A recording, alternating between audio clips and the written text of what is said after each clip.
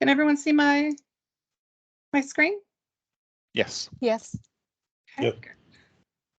Excellent. Okay. Let me just go to presentation mode here. Thank you everyone for joining the Global Organizational Change Management. So we call our group OCM because it differentiates it from the Change Management group who does change control. And so our group is a Center of Excellence and Change Management Office. And so what I want to talk today about is the Playbook methodology and toolkit. So as I mentioned, if you have any questions, to state your name and ask the question. I'll pause a few times throughout the presentation. So first, let's talk about, first of all, introduce myself for those of you who don't know me. My name is Anne-Marie Spihar, and I lead the organizational change management practice. And so I'm here to help impart knowledge on change management, help you with your projects, and find resources and that type of thing. So first of all, we'll talk about the change management fundamentals. So what is change management? This is kind of the question. We've all heard different things. So really what organizational change management is a systemic, holistic approach to move people from current state, transition state to future state. And so there's a couple ways we do that, which I'm going to go into greater detail throughout the presentation. But we do that through things like identifying stakeholders, understanding change impacts, minimizing resistance, and removing barriers to adoption. So we really pardon? Was our question? Okay, so we facilitate the journey from current state to future state by really positioning our leaders to lead the change and facilitate change planning. We help our employees become change agile and ensure the change becomes part of our ways of working. So this is just a little illustration. I like the caterpillar to the butterfly. And so this is really what we have to think about also is the human nature of change. So it's human nature for people to go through different emotions during the stages of change. So our practice of OCM gives employees that information, training, and time to adapt to the change. So as you can see, there's a lot of different change curves out there. One is really based on the Kubler-Ross model, stages of grief.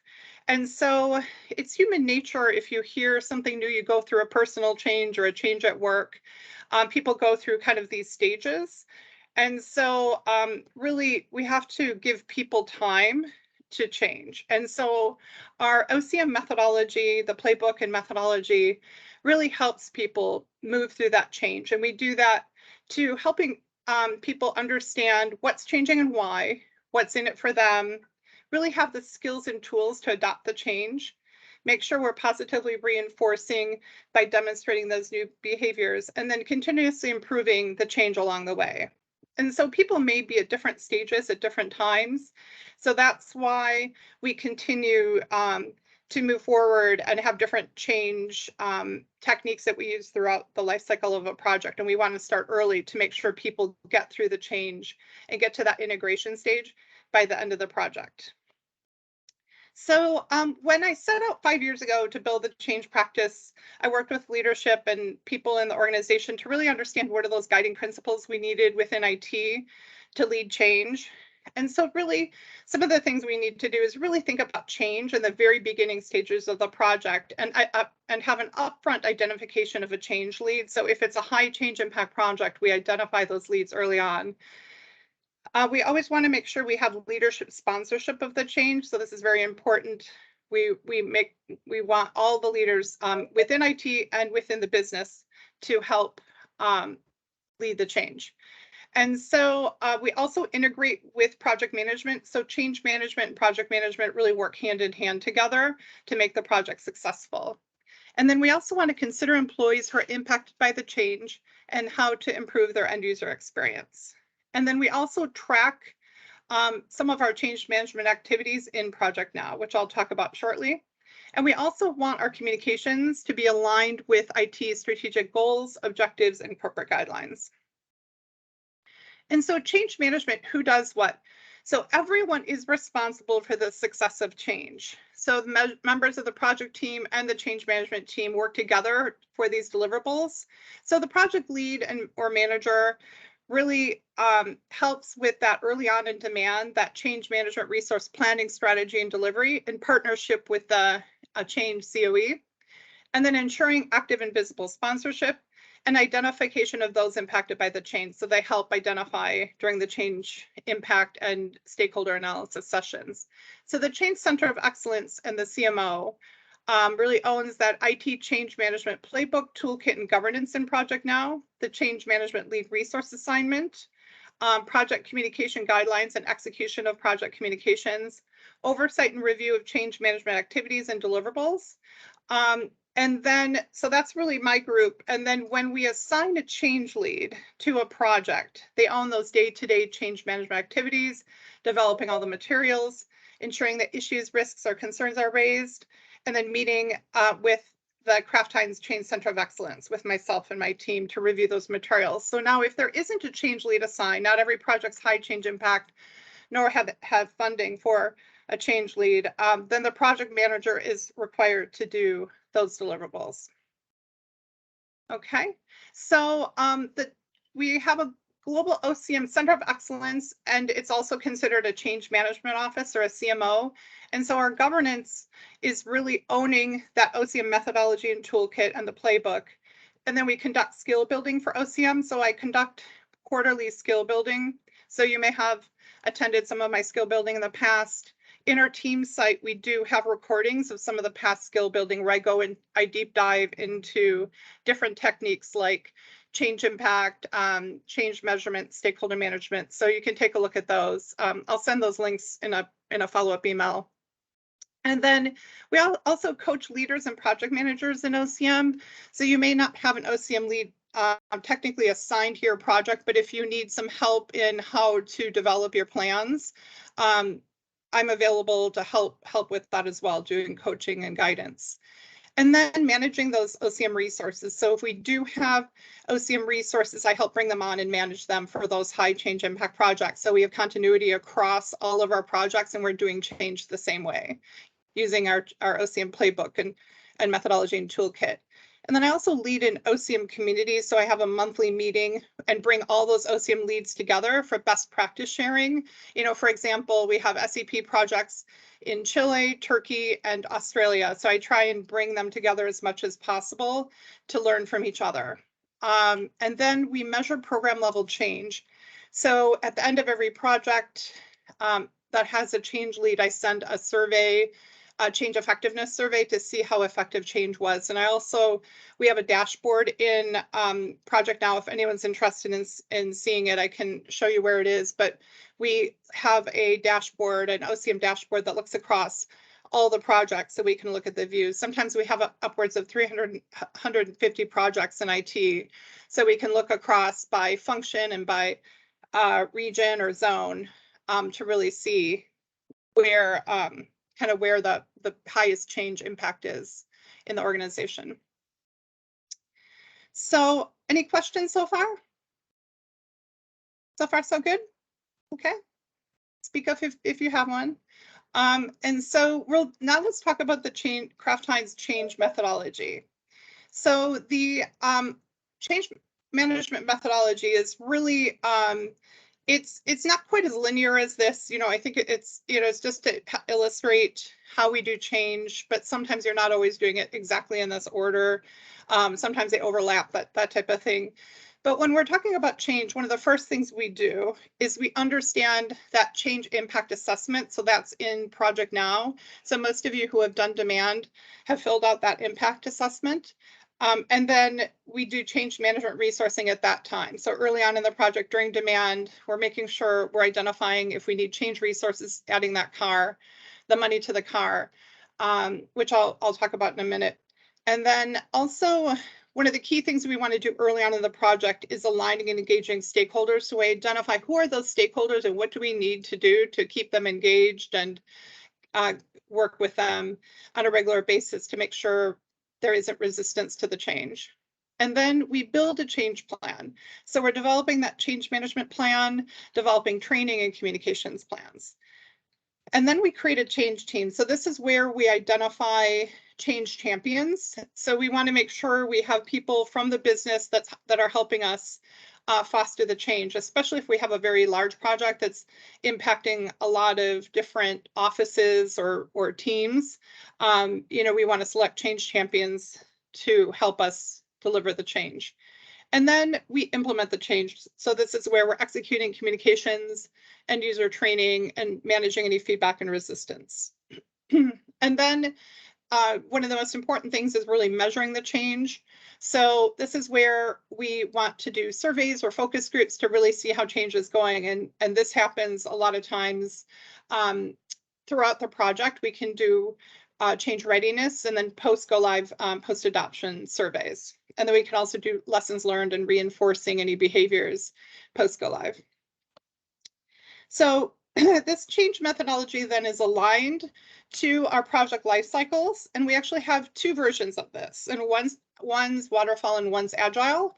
So the waterfall approach, basically each of the waterfall project phases is aligned with one of the OCM phases. So as you can see then, we're doing change early on in the project. We're not waiting till final prep or go live to do OCM. We're thinking about the change early on in the project, where we're really assessing the change impact, doing stakeholder analysis, and all of this. So all these activities then have an OCM deliverable, which is part of the toolkit, which I'll share with you. And so it's pretty easy. It looks like a lot of things, but it's pretty straightforward based upon the methodology. You know, we're developing plans during build, integration, we're developing materials, training, comms materials, readiness, and adoption tools. And then final prep go live is where we're executing comms training, and then doing any of the final change adoption metrics type of work. Okay, and so that's waterfall. So we're doing a lot of projects that are in Agile. So, you know, there's been a lot of questions about, can you do change in Agile? And some of our projects have actually been working in Agile for a couple of years. So we've had this conversation going for quite a while. So I built this, this type of model just for that reason. So this is just kind of an example of maybe what the sprints look like. So what you do is then you really have to think about change, you know, in the beginning of the project, when you kick off, you're planning for change. And so as you can see, these change management different aspects are here down the left-hand side. So it's kind of turned on its side. But, you know, then you're still, though, doing these things throughout the project. So you may conduct a change impact analysis to begin with. But then as you move through each of the sprints and releases, you're continuing to update that change impact analysis. You know, sprint 1 may have different change impacts than sprint 2. So then you just can continue to build upon it and update. So it's very iterative. Same with change with the stakeholder analysis. And so, you know, you're constantly updating your stakeholders based upon, you know, the project and how it's progressing for the sprints and releases. And then same with even training, comms, and any metrics, you're constantly updating those plans as you're moving through the project, and all these aspects may change, as well as engaging different change champions as needed, deploying training and comms for each sprint cycle, and then also continuing to do readiness and adoption. So it's a little bit faster and more iterative, but the basis of the methodology still really works when you're working in Agile. And we have quite a few projects running like this. And it's actually proven that it works to do those change components for the Agile projects. So we've already proved that this is something that change can be used for Agile. So any questions so far?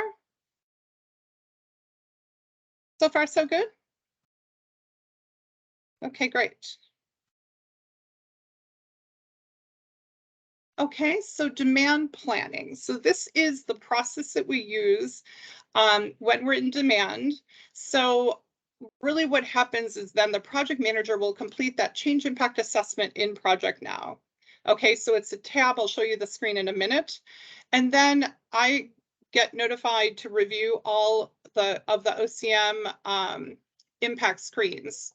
And so you may see that when you're doing demand, you may see me as one of the approvers. And so I approve that. It's called the OCM triage step. I approve that in Project Now.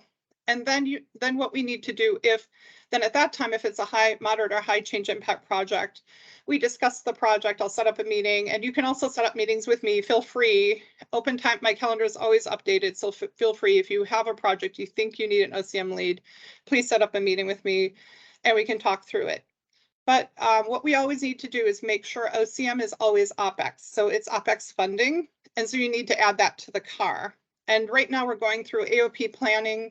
And so any projects that need OCM and AOP, we're estimating that as OpEx as well. So if any of you are involved in the AOP planning, we have to ensure that we have that set aside in AOP for next year. Okay, and then you're always aligning that with IT sponsor and with myself, and then presenting a demand disposition if the project was an AOP. And so really we're thinking about then during that process, demand planning process, does it need a change impact? Does that change impact tell us we need a change management resource? Is it a high change impact project? Do you need to discuss it with me? And really, how will it affect your overall budget or timeline? Okay, so this is the demand planning screen. And so it's kind of small, but it's pretty straightforward. So I built this 5 years ago. We started using this. And one of the key things about change, especially in the beginning of a project, is really understanding, is it high, moderate, or low in resourcing. So we were able to actually build this in PlanView at the time, and then Project Now when that rolled out a few years ago, really understanding then, quantifying OCM in terms of being able to put it in a system like Project Now. So this has actually been really useful. So we've been doing this for about 5 years, and it's been working really well to really understand kind of the impact of the change early on.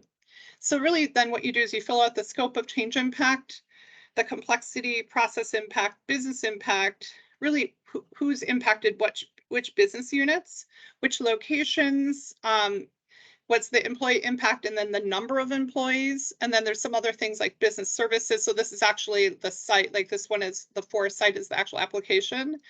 And then if it's business critical, service outage, SDM bypass. And so all of these are weighted. So it's an algorithm in the background. So depending upon how you answer that, so it's really important you answer this correctly. It'll be weighted high, moderate, or low. And so that shows up here. And then we determine, is there a comms and training plan? And so most projects that are moderate to high will need comms and training plans. If it's behind the scenes, then you may not have a change impact to end users, then we wouldn't necessarily have to do that if there's a completely behind the scenes type of thing.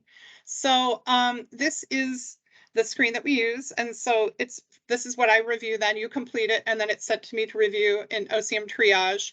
And then if it's moderate or high change impact, then we have that conversation about resourcing.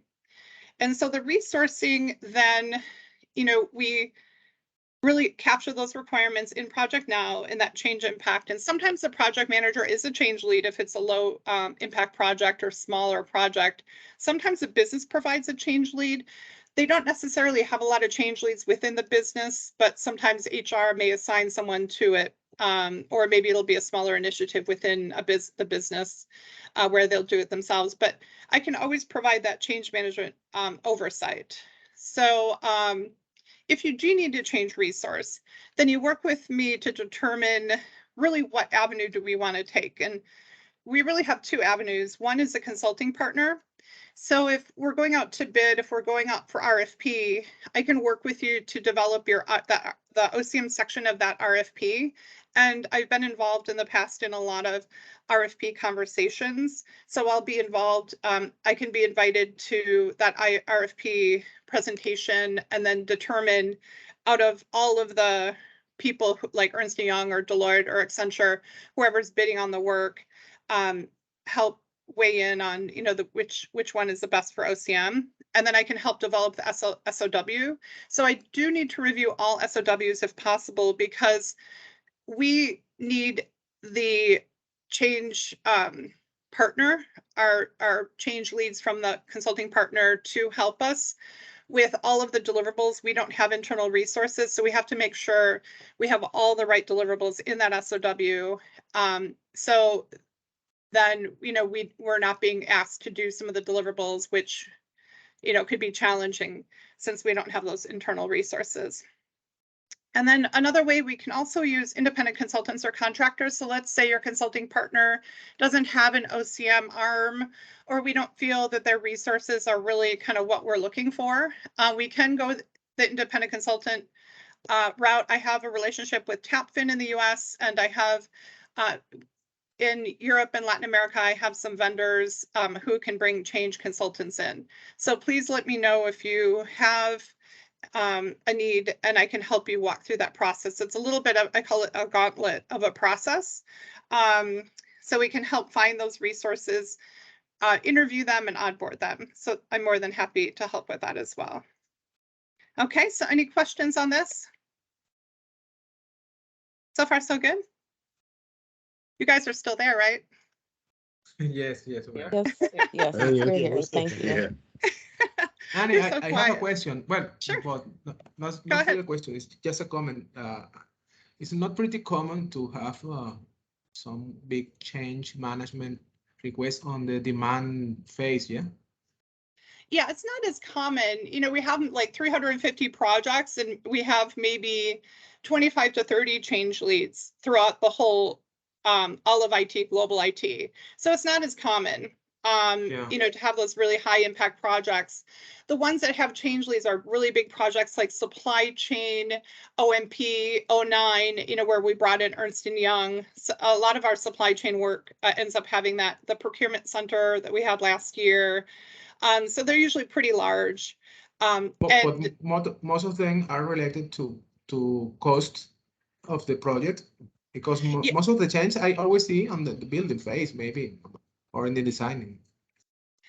Yeah, so I mean, we figure out who the change lead is during demand, and then but usually the AOP is when we're determining. So leadership is determining which projects are going to be part of our strat plan, and then part of the AOP and so then they estimate OCM as part of the OpEx in that AOP process. So right now, for example, the key people who are doing the AOP are determining which projects need change for next year. And so the budget is usually there. So by the time it gets to demand, it's already budgeted for. And then when you go through demand, you're adding that money in the car. And there's a line item for OCM. Now, if you feel like you need a change lead, that's a discussion to have with your leadership, and there may be a different path, if there was an AOP plan, but that it's usually kind of set aside already, planned out, this time of year for next year. Does that answer your question? Yes. Thank you. Okay, great. Thank you. So there are levels of service. So complete, this red one, is where we do have a full-time change lead who's a resource really on your project. Sometimes we can help provide guidance throughout the project or initiative. This is what Andy does for operations and security. So she works on both operations and security projects. So sometimes she's, completing the work, sometimes she's providing guidance. And this is, but if you need more guidance, you think, then please, either if you're in operations or security, schedule a meeting with Andy, or anyone else can schedule a meeting with myself. And then if you just need kind of consultation, sometimes I'll meet with people and help them kind of set up their change plan, and just provide some of that consultation. That's something I can do as well, and kind of suggest what change management activities you need to do. So really there's like 3 levels of service. So, we're kind of always here for you, even if you don't have a change lead to complete the work, we can still guide or consult. Okay, so here's to the really fun stuff. So this is the Global Change Management Playbook and Toolkit. And so really what it is a set of tools. So for each, as you saw when we were talking about the methodology, and within Waterfall and Agile, we were talking about the tools. And so here we're going to deep dive a little bit more into that. And so we do have a change management plan. So this is a link. I'll provide this presentation to you later. So basically I call it the Cliff Notes version. So if you have a small to medium sized project, it's all in one PowerPoint presentation where you can do change impact and stakeholder management. And so this is a plan you can use. to really do all of these deliverables. And so it's kind of like just a Cliff Notes version of the other deliverables. And so if you do have a bigger project and you're going to have a lot of change impacts, I would say over probably 15, you could probably add 10 or 15 in the one that's in the PowerPoint presentation. So we do have a separate Excel document to do the change impact assessment. So there's a link here for you. And then the stakeholder management plan is linked here as well. So this is also an Excel spreadsheet. If you're going to have a lot of stakeholders, if you have a very large project, they'll impact a lot of people, a lot of key stakeholders you can add there. Then we have a comms plan, training plan, and then a sample change measurement. So this is kind of an example. If you click here, it'll give an example. So right now I'm going to deep dive into each of these areas. But when you're first kicking off your project, I also recommend that you do a OCM plan. So we have one for waterfall and we have one for agile, so it's a template. So as you're starting out your project, you'll want to really figure out who's owning and then when are you going to be doing these deliverables. And this is something I can help with too, if you're unclear how to do this. But these are those high-level milestones that would be put in Project Now. So we really need to make sure we're putting all of the tasks, OCM tasks, in Project Now if you're a project manager. And so this is just an example of what that may look like for waterfall. Okay, so change impact analysis. So the change impact analysis is so important to do early on in your project, and especially as you're doing requirements gathering. This is something your change lead would do, or even as a project manager, as you're going through really different workshops with the business. You can really identify what are those change impacts. And so this is really the impact that the change will have on any groups or individuals as a result of different work processes, structures, ways of working, knowledge, abilities, or tools and technology.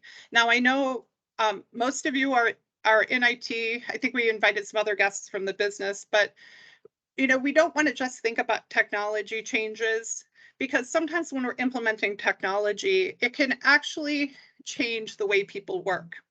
So we also want to be considering work processes. Is it changing their ways of working? Do they need new knowledge and abilities? So this is something we have to think holistically when we're doing this change impact analysis. So this is actually an Excel spreadsheet, but we just have a snapshot here. It's very simple. You put the description of the impact. What type of impact is it?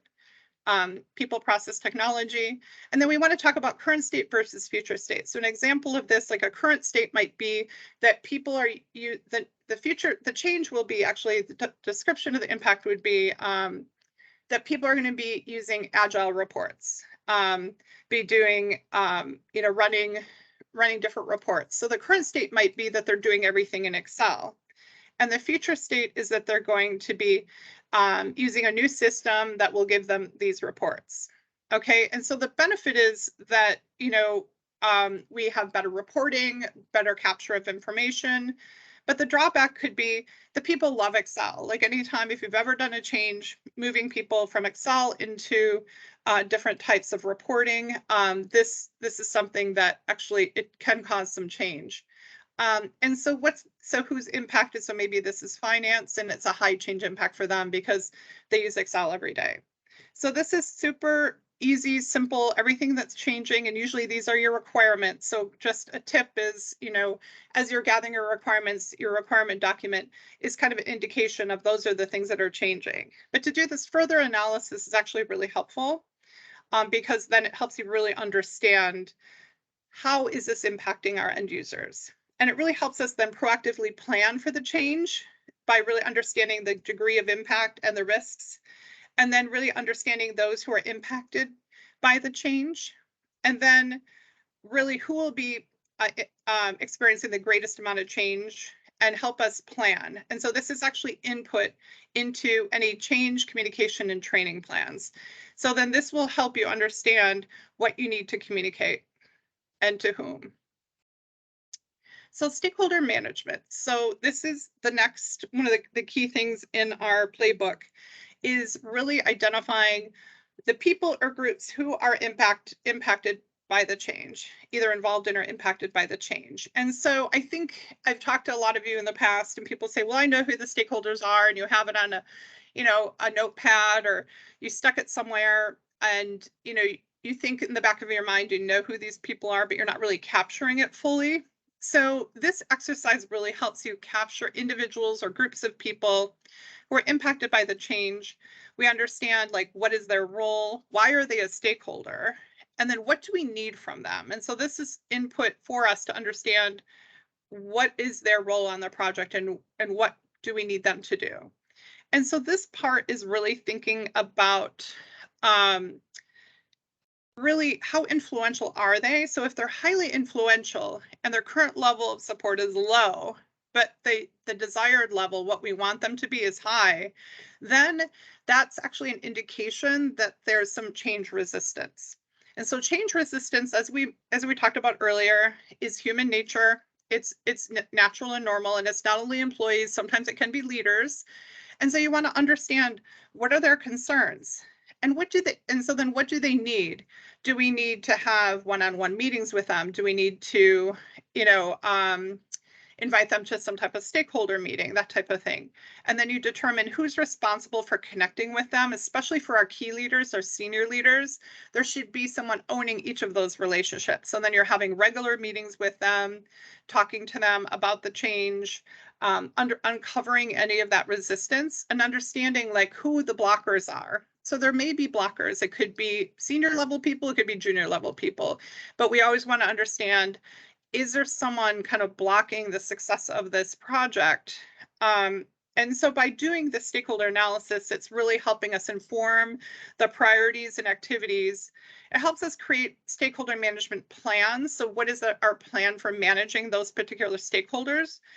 And then it's also input into the communication and training again. So this helps us understand, who do we need to communicate to, who do we need to train? And then it really helps us, the most important thing is identifying those barriers to adoption. So really, who are these people? How are they feeling about this change? And what do we need to do to get them to move through that change curve, move them from being skeptical to being, to adopting the change? So any questions so far? So far, so good? Yep, thank you. Yes. Mhm. Thank you. A question. Oh, sure. So now for the stakeholder register, we have to create this document in the initiation phase of the project. And where do we have to upload this document? Great question. So it resides in the toolkit, which I'll share with you, the OCM Teams folder toolkit. And so when you have to download it from there, and then you can save it in your project SharePoint site. So every project should have a SharePoint site with an OCM folder. So create an OCM folder and then house it there. And then, so everything should be housed within your project folder, so anyone on the project team can access it at any time. Does that answer your question? Yes, thank you. You're welcome. So building a change network. So really, our change network, we're thinking about this from the top down. So really, the network involves our sponsors, who's providing that leadership support, any key stakeholders. So this could be people who may play a key role in managing the change and ensure the change delivery and strategy is effective. So this could be people in leadership and that type of thing that have to make sure their people are engaged and actually going to training and receiving communications. Our change champions are really a key role, who communicate with all the impacted colleagues. So as I mentioned earlier, this is where you identify people within the business who may be at a certain location or within a certain function that can help support those specific teams, facilitate those day-to-day activities, and communicate and motivate. So we really want them to generate that change momentum and buy-in with local stakeholders.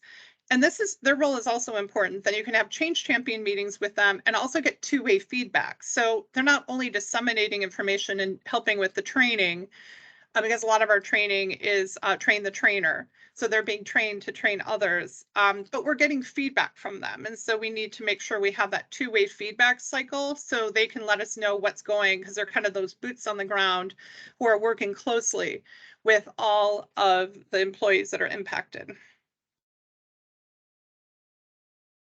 And so In terms of change management deliverables in Project Now, we have 2.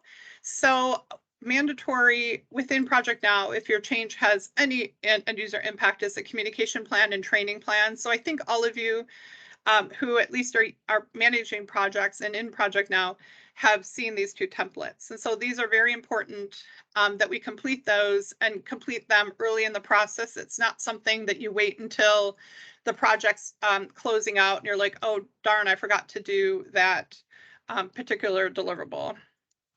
So communication plan. So we have 2 versions, but this is the one that we've been using most recently. But it's very simple and straightforward, where it kind of really helps you understand. It kind of gives you those audiences and who are you impacting, and then what are all the channels and options to consider of how to communicate. So this is something you can complete. And so we do have a communication review process. And so what you have to do is really think about how large is the communication. So if it's below 250 people, you need to use the action and inform template. So we have in IT, we have clear templates that we use, action and inform. Sometimes the business may require their own template, but if it's coming from IT or an IT-led project, a lot of times we're using these templates available here, and you can send that from your project mailbox. And so basically, you don't need to go through the communication intake form, which is with corporate communications. So basically, corporate communications is available, though. If you have communications between 250 and 1,000 people, you use your action inform template, and you can send it from the mailbox. But you can also do, if you want it to be sent from the IT mailbox, you can complete the change intake form, and then you send that to, and I have another slide on this that I can send out later as well. And so you can send that to corporate communications and send from the IT mailbox, or you can send it from, your project mailbox. Now, if it's over 1,000 people, so if it's a very, very large communication going out to the whole organization, you may use the action inform template, but you would not send that from your mailbox. You would complete the communication intake form, which asks you questions about the communication, and then corporate comms will review and approve that communication. And then they will send it from one of the Kraft Heinz vehicles. So for example, if you want something sent, everyone's seeing the message from the CIO. If you want your communication, so the change leads usually write all the communications, and then they'll send that through the mailbox. So the change lead can help you with that if you're sending it out to the whole organization through the message from the CIO. But if you're doing it yourself, you can contact me or corporate comms, and they can help you through that process. But it's pretty straightforward. You fill out the intake form, and then they can send it and put it through in the message from the CIO or what other channels you'd use. So some examples of the channels that you can use. We do have, as I mentioned, the IT mailbox. So you can have things sent from the IT mailbox. We can put things in IT bits and bytes. This audience is IT employees. So anyone in IT, if it's impacting everyone in IT, you can add it in bits and bytes, and you would put it also through the communication intake form. We have our town hall, and then there's also our IT global homepage. We also have service portal announcements. So I don't know if you've ever noticed on the left-hand side, but there's the service portal and knowledge center. You can add different things in there that will tell people about maybe an outage or some type of communication about your project if you think that would be the right vehicle. So that would, all employees do look at service portal. It just depends on how often people go there. And then as we mentioned, the message from the CIO is going to all employees. So if your message is going to all employees, this is a good vehicle to use. We also have SharePoint sites and Knowledge Center. So this is where you may create a SharePoint site. So we have SharePoint sites for projects, but this is a case where we may have a SharePoint site for a particular project, and projects like 09 and OMP created a site for end users. So it tells you information about the project. It's where you can house communications and training. And so when you send out a communication, it's a place you can send the employees back to. We also use team sites and channels, and then we also have digital signs and office signs. And then corporate affairs then manages anything in that KH Connect homepage. If for some reason you want to put it in their little carousel here, you can also put things on Catch App, and then also the zone weekly updates. So every zone has a newsletter that goes out every week. I believe they're all weekly. And so, for example, if you want to send a communication to all North America employees, corporate communications can help you put that in the North America newsletter. But feel free, if you're in operations security, reach out to Andy Grabmeyer. Everyone else can reach out to me if you have any questions about that, or Safdar in corporate communications can help you as well. Here's the resources and tools. So the email templates, we have Inform and Action templates. We have a user guide. And then for, this is kind of, if you want to do like a job aid, same as kind of a job aid, we have a template for that. And then we have communication guidelines. We actually wrote this about 5 years ago, so some of you have seen this before. It's been updated since then, but this is something that, you know, it's kind of straightforward communication guidelines, but it's something that's there for your information if you're writing a communication. So we all have good communication. We're using all of the communication standards, and all of our communications going out from IT look very professional and polished. Any questions on communications or what I covered? So far, so good? Okay, great. So training plans. So we have a training plan actually in project now. So this is one of the templates that's required. It's pretty straightforward, where you're putting the training requirement, delivery method, how are you executing it, where are you executing it, that type of thing. Pretty straightforward. So let me know if you need any help completing this at all. If it's your first time, I'm more than happy to set up some time with me. I'm more than happy to walk you through that. So some of our training strategies, a lot of our projects are really big projects. They're done through Train the Trainer. So this is where maybe we'll have Ernst & Young will be our consulting partner. They'll be an OCM lead, but then we train the change champions to go out and train their function or office. Or sometimes we do things, of course, a lot now since COVID, via Teams meeting. So this is something that's very common if you have a very large project and usually a high change impact project. Key user sessions, if you have a smaller project, medium to small project, and you don't have as many users that you're training, you can just do a key user session where you're training them directly using Teams with a PowerPoint and that type of thing. We use job aids a lot. So this is walking people through how do we do a certain task within a new system or platform. And then we can also do videos. So this is something we can do, very professional videos. It's quite expensive, but if you ever have an interest in that, we have contacts in University, and so we're more than happy to work with that, but it's very time consuming. We've done this on a couple of projects. I've facilitated this process and it can take a long time. But we also can do other videos like Powtoon. So this is where you can do the kind of do-it-yourself type of Powtoon or other video platforms, where some of them actually, some of these video platforms now are pretty good. Like if you have, you just want to do a video version of your training, this is something that you can do as well. And we also have something called Camtasia, which is also a training platform that helps you. It's kind of like you build your PowerPoint presentation, but it helps you kind of walk through, and you can voice over, the presentation as well. If you don't want to do it live and you want to have a recorded version, you can do that as well.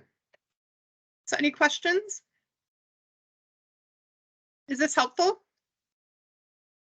Yes, very much. Thank you. Yes, it is. Oh, good. Okay, good. Thank you. Okay, great. So measuring change. So this is really gaining a pulse of stakeholders' change readiness and adoption. So this is really important to really assess the benefits and challenges regarding your IT initiative, understanding the impacts on your end users and their change readiness and acceptance, and gathering the feedback on the initiatives to proactively manage and plan the change. So there's a couple ways that we do this, that we're measuring change. So we will do interviews. So this is capturing one-on-one feedback. A lot of times this is with directors and leaders of the project. Sometimes we'll do this early on in the project as part of that stakeholder management process. Sometimes we'll do focus groups. So this is capturing that feedback. And sometimes we can do this with like subject matter experts or people who are going to different workshops. You know, at the end of the workshop, just ask a couple questions, change related questions to get that feedback, just so people aren't there, you know, listening all the time, that we're actually, you know, they're not listening to us, we're listening to them, and they're giving us feedback, and we're capturing that and making changes to the project. Surveys is something we can do. We do quite often. I would say though at Kraft Heinz, people are pretty surveyed out. I don't know how all of you feel, but we're getting surveys all the time. So we can do surveys. Just a caveat here, we have so much change going on in the organization. It's almost reaching change saturation. So, you know, surveys sometimes work, but, you know, we may want to consider interviews and focus groups actually to kind of balance that out, just because so many surveys are sent out. And, you know, if we get 30, I think if we could get like even 33%, I think is standard response rate, you know, to a survey. So the more people you can send it out to, of course, the better, to get a better response rate. And then sustainment planning is really implementing through coaching and accountability measures such as KPIs. So this is something at the end of the project, work with the business and really make sure you're embedding that new system, technology, or application into their business and ways of working, and then making them responsible actually for measuring the change. And there's other ways too. You can really measure overall adoption, and some of that is, I have another presentation on this. I gave it, I think, last quarter, but you can find the recording where I just talk about other ways you can measure, you know, that adoption of a system or application. It just really depends on, you know, how often are people logging in? Are there a lot of error rates? You know, so there's different metrics as well to measure the change. Okay, and so one of the ways, as we discussed, was surveys. So we use Microsoft Forms and surveys. So we always have to use Microsoft Forms and for surveys, okay? Because of GDPR, security has requested that we do it this way. So there's a KBA article out here, and so this is kind of just some of the summary. We have a link to Forms. So if you haven't used Forms before, the link is right here. There's a job aid, how to use it, and then an university training on how to use Forms. If you're struggling, there's a help center and FAQ. So this is something that's really important. We use Forms. I know, especially if you're a consultant, we have some consultants on the line. I know your firms may have other survey methods, but this is our preferred way. And so there is that we do have some sample questions. So this is actually, a link here. So if you link in the next slide, and the link is here as well. So these are some sample questions. So these aren't the end all be all. It's just sample questions that are standard for readiness and post go live. So when you're in the middle of a project and you've already kind of communicated, maybe started training, but you may want to see prior to go live if people are ready for that change. Periodically throughout the project, depending on how long it is, you may want to do a readiness survey, just asking these questions. And again, this is in my last quarter. I did a training session on readiness and adoption metrics and measurement. So I talk a little bit more in depth about this. But these are all of the some of the sample questions that you can ask. But again, you know, you have to customize it for the particular project. And we also want to do post go live surveys. So post go live, really seeing how people are feeling about it. So work with your project leadership to understand kind of what questions they want to ask. But these are just some types of questions you can ask on if they've been made aware of this initiative and how it would impact them. You know, a lot of questions like that. So just again, some samples. You know, there's many, many more, but definitely customize that for your particular project. But just doing these surveys is helpful. You know, hopefully you can at least get a good response rate and have people answer. Okay, any questions so far? So far, so good? Yep, all good. Okay, good. So basically we're at the end here. I think we have about 5 minutes left. Sorry, I had to do a time check. And so we do have a change management checklist. So this is something that you can take a look at when you're finally thinking about your project, you're starting your project, really thinking about, have you reviewed the change management fundamentals, including the KHC change management learning. A couple of years ago, I worked with University and created a change management e-learning using the change methodology and toolkit. So feel free to use that. You have to be an employee though. It's not available to contractors, sadly. I've tried to work with University to get access, but I'll have to check with them again because last I talked to them, they said no. But everyone can access the change management fundamentals, which is what we've gone through. Complete that OCM impact screen as part of the demand process in Project Now. So now you know why we're doing that impact screen and how important it is. And so make sure you're answering that correctly. Feel free to set up a meeting with me if you think you have a high impact project that needs OCM or you just have questions about OCM early on in your project. Feel free to set up time with me. And then partner with myself to determine any change resourcing and assignment of a change lead for your project. If it's a high change impact project, coming up high change impact for that impact screen, chances are, we will have a change lead on that project and most likely there's been money set aside. If not, it's something we can discuss with your leadership. And then follow the OCM methodology according to the project management lifecycle. So whether your project's waterfall or agile, you can definitely follow that. And then complete all the change management deliverables. So there's a lot of deliverables. The 2 are mandatory in Project Now, but the others are very important as well. And honestly, the change impact and stakeholder analysis really don't take that much time, but if you invest the time in it, I can tell you, it'll reap great rewards. It's tremendous rewards on the knowledge you're getting about the impact of that project to people. And then you upload your training and communication plans to Project Now if required, and then really leverage any of the tools in the change management toolkit. So any questions before we leave? This material will be available via a link you'll be sending, or how? Yeah. How? Mm-hmm. Oh, thanks. Is this Ralph? Yeah. Oh no, this is Mel. Oh, Mel. Sorry. Yeah, not a problem. Thanks for the question. Yes, I'll send out a follow-up email. So there's another session if you guys want to attend again. It's tomorrow night. So it's not mandatory though. You would attend 1 of 2. So after that session, after the second session, I'll send out a follow-up email and give links to all of this. I also had put something in the PPM chat too. So, but Mel, I can follow up with you later and just make sure you have it.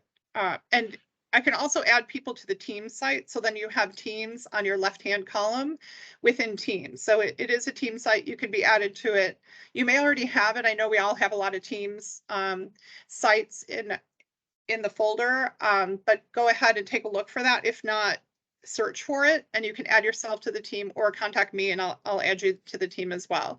So all of the tools and templates, this presentation, everything's in there, including all the skill building sessions I've done in the past for the past couple of years since we've had teams and recorded them.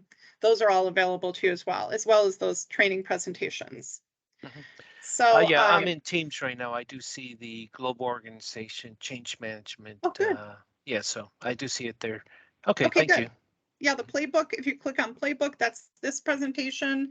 And then if you click on teams, there's the folders in each of the different areas like change impact and stakeholder management have a folder in the team site under the toolkit. Yeah, so feel free to look there. Any other questions, let me know. And I'll also be sending out a follow-up email after the last session tomorrow. Okay, sounds great. All right, thank you. All right, thanks, Mel. Any other questions before we depart? Has this been helpful? It's okay. Yeah. Yep. Yes. Thank you very I much. think so. Thank you. Oh, good. All right. Thanks everyone for attending. Yeah, thank you. I appreciate you being here. Thank you.